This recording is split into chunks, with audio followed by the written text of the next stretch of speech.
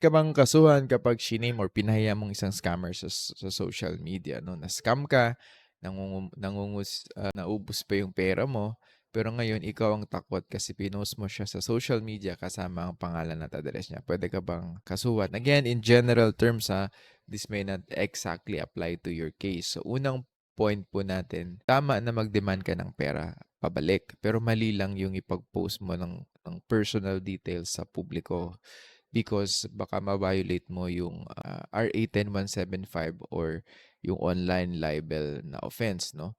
Kung may pinost ka na makakasira sa reputasyon niya, kahit scammer siya, pwede ka pa rin kasuhan. So, criminal case po yan. At kapag may full address or sensitive information, pwede pang pumasok dyan as violation of the Data Privacy Act. So, kung gusto mong habulin yung pera mo, ang tamang proseso po ay demand letter, police report, at hindi po trial by Facebook. So, legal action tayo rather than public shaming.